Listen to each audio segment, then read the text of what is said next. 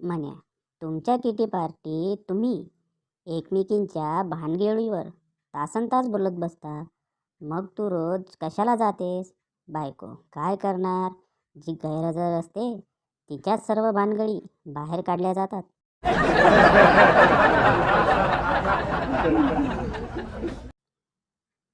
Doctor, तू यायला उशीर केलास. म्हण्या, का? काय झालं डॉक्टर? माझ्याकडे किती वेळ शिल्लक आहे? डॉक्टर, अरे तुझी अपॉइंटमेंट 6ची होती, तू 7 वाजता आलास, त्याबद्दल बोलतोय मी.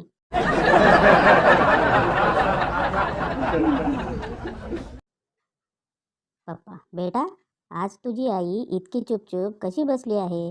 बेटा, सर्व माझीच चूक आहे. पप्पा, नालायक, असं काय केलं तू? बेटा, आईने लिपस्टिक मागितली होती, मी चुकून फेविक्विक दिलं.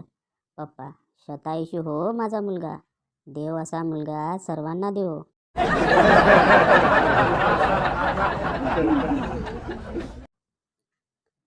एक मुलगी रडत रडत पोलीस स्टेशनमध्ये आली आणि बोलली, काल रात्री अंधाराचा फायदा घेऊन गण्याने माझ्यावर जबरदस्ती केली.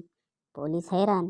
मॅडम, एकतर तुम्ही सांगत आहात रात्र होती, मग सर्वांना सोडून तुम्हाला गण्यावरच का शक आहे?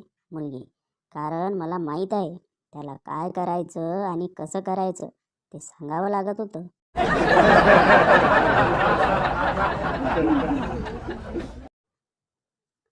आम्ही बँकेवर आणि बँकेच्या कर्मचाऱ्यावर विश्वास ठेवून आमचे लाखो रुपये त्यांच्या ताब्यात देतो, आणि हे लोक 3 रुपयांचा पेनसुद्धा दोरीने बांधून ठेवतात.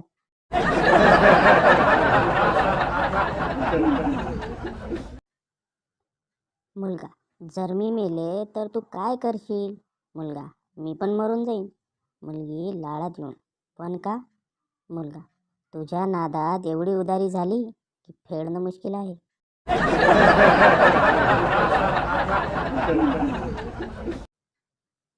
गुरुजी, काय रे, वर्गात डुलक्या देतोयस?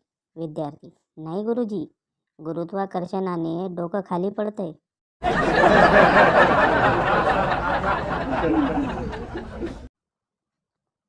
कोलगेटवाला बंड्याला, क्या आपके टूथपेस्ट में नमक है? बंड्या, नाही, मी वरून टाकतो चवीनुसार थोडं थोडं. कोलगेटवाल्याने थोबाडीत मारून घेतली.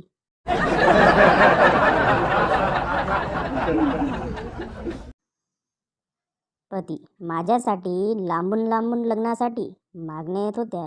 पत्नी, बरोबर आहे, जवळ राहणाऱ्यांना तुमचे कांड माहीत असतील.